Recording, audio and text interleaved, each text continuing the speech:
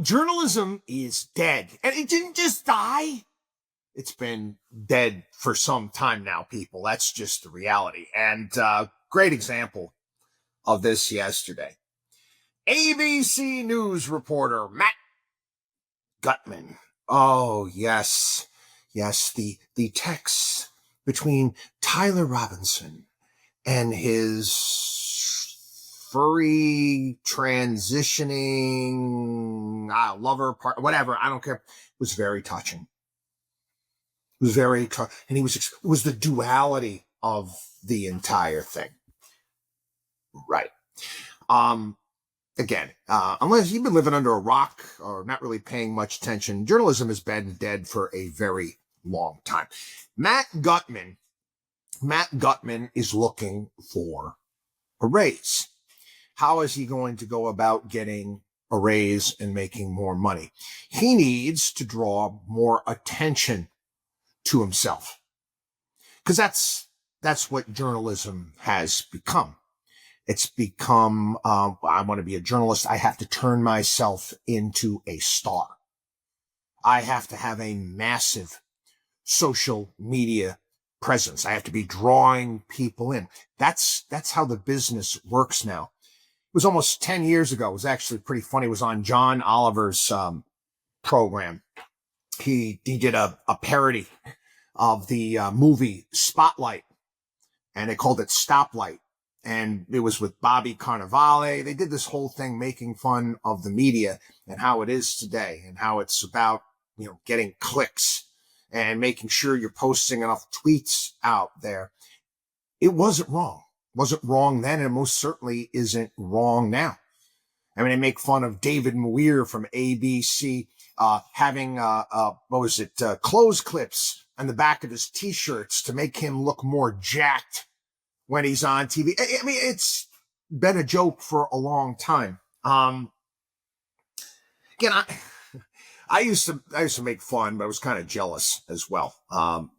My undergrad, Syracuse University, happens to have one of the most respected journalism schools in the country, Newhouse, and I wasn't in Newhouse. I didn't do that, and I used to kind of make fun of my friends in the fraternity and the school. Cause man, oh man, I gotta be honest, they were having fun all the time. It was like that they were in some sort of AV club or something like that. The people that did that. Yeah, you got a lot of graduates there that are big into, sports broadcasting, whatever it may be, but they didn't work that hard. Let's just leave it at that. Everything I needed to learn about journalism, I learned in the 11th grade. I never forget, my journalism teacher, it was actually an elective. It was like a half year class, English class and journalism. And Mr. Smith was our teacher, and he taught me. He reined me in. He knew I got excited about stories, and I'd write something, and I would lend too much of my opinion in the story. And he, basically said, Chris, this is not what journalism, that's opinion writing. Be a good journalist, the person reading shouldn't be able to detect your opinion, what political party you're in, whatever it may be. And that's not what it's become here in this country. And I remember as well, quick story, when I first went to Greece back in the 1990s.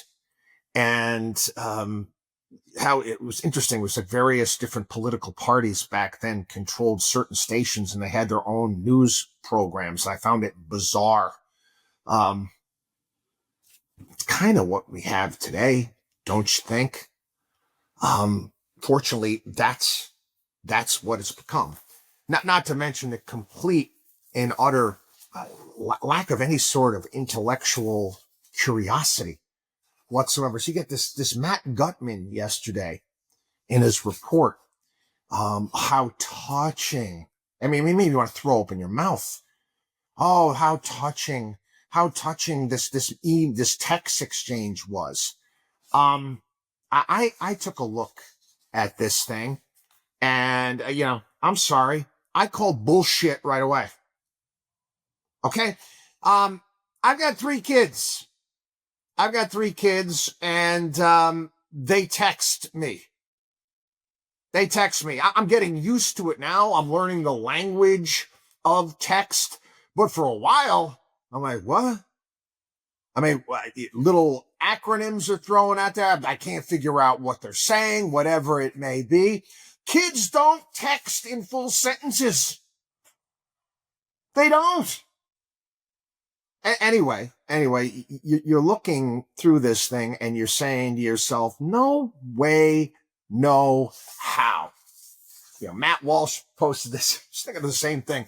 It was almost, it could be a myriad of different things, but, everybody you see the end of Breaking Bad when Walter White wrote the letter to get his family off the hook. So in this text exchange, I had this sent over to me. This is brilliant, quite frankly. And again, hey, I don't want to be a conspiracy theorist here, but in this short text exchange,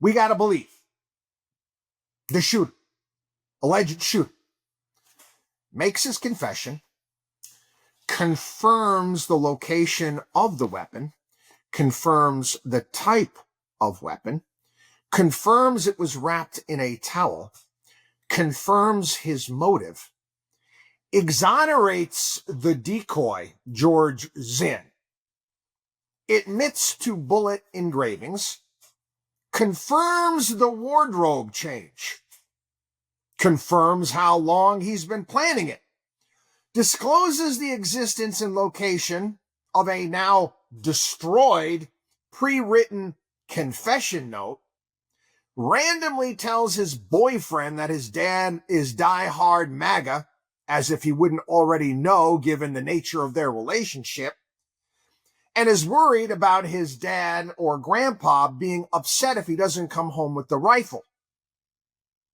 Not the fact that he just used it to commit murder.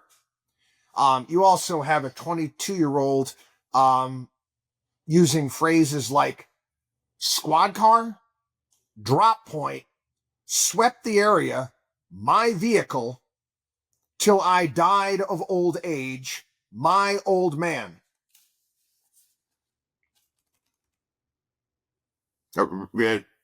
No curiosity out there, mainstream media, journalists, that this all adds up for you? Okay, whatever. Yeah, journalism is dead, and it's been dead for a long time. WatchDog on WallStreet.com.